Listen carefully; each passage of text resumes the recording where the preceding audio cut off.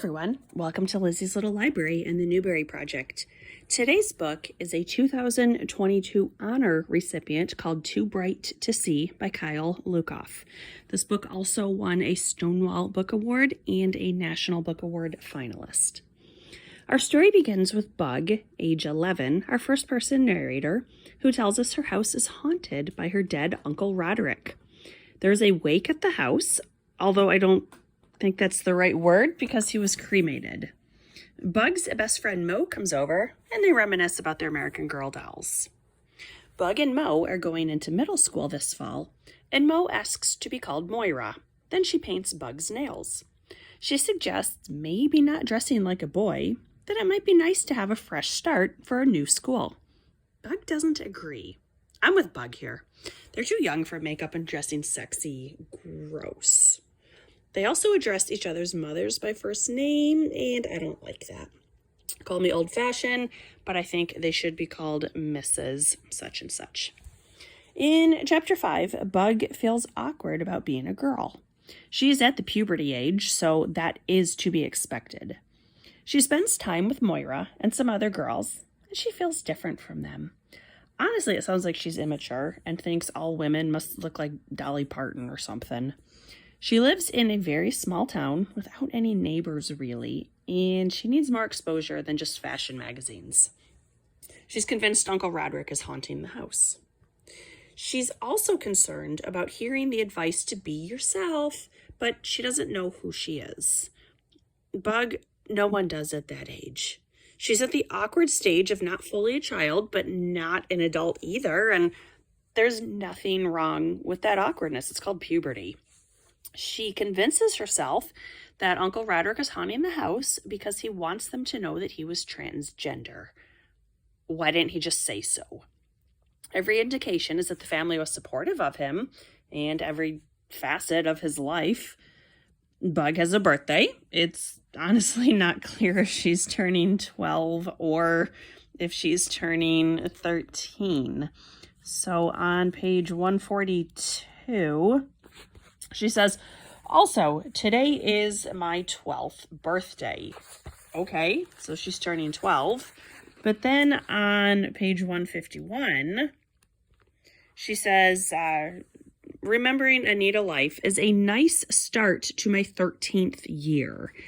And I get what she's saying, but it's a very odd way to phrase it, especially being within less than 10 pages like that. So she decides to shave her head while she's at Moira's house using someone else's razor and leaving hair all over the floor, both of which are rude and gross. After 153 pages of telling us she's definitely a girl, Bug says on page 154 that she's definitely a boy. Okay. On page 164, I found this to be super preachy. So this is 164, 2 paragraphs here right in the middle. Whatever anxiety I felt subsides when she calls herself my best friend. Do you have any questions? I ask her seriously about what it means to be transgender or anything. It's okay if you do. She tosses her head confidently. Nope, I'm good. I've seen some TV shows where it's a thing. And some magazine articles. I'm not an expert or anything, but it's not that confusing. And that definitely felt like the author was preaching to the readers. So Bug and Moira go from being best friends on one page to their friendship breaking up on the next page. And okay, that's pretty typical for 12-year-olds. School starts, and it's the most perfect school ever, where the 12-year-olds are super mature and no one picks on anyone about anything. I think Diary of a Wimpy Kid presents a more accurate depiction of middle school than this. The end. I can see many parents not wanting their kids to read this book. For example, Bug regularly uses a Ouija board and tells a new kid in town that the cold spot in his kitchen is definitely something supernatural. Or a skin-prickling feeling definitely means a ghost is around. Kids are very impressionable. I don't know that every parent would want that being stated, just, oh, well, of course this is true. The uncle was a drag queen, which also contributes to Bug's distorted view of women. She only sees the caricature that when he's in costume or what she has seen in magazines. And Bug, I don't know. Page 127 definitely is more preaching to the readers. I read this book in December 2022 when there are a lot of mainstream news stories almost every day about people detransitioning, some of them after irreversible changes, whether hormonal or surgical. I can't speak from experience, but I have to imagine it is not the easy process that Bug imagines. 135, very preachy again. I won't read all of these. The target audience for this book, if we're looking at most Newberys, we're looking at kids in like the 10 to 12, 13 age range. I don't think that audience should be labeled transphobic for not understanding something. Would the author automatically label a fourth grader as a racist or a xenophobe? I also found this book to be very boring.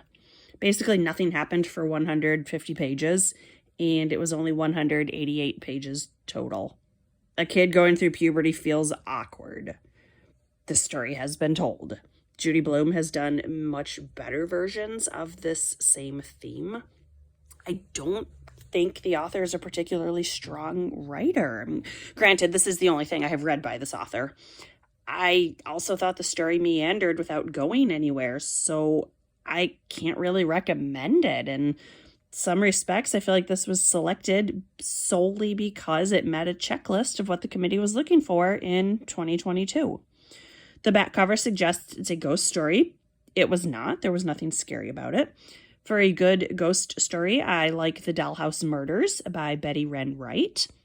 For books about growing up during puberty, I like all of Judy Blume's, such as Blubber, Are You There, God? It's Me, Margaret, Deanie, and Tiger Eyes.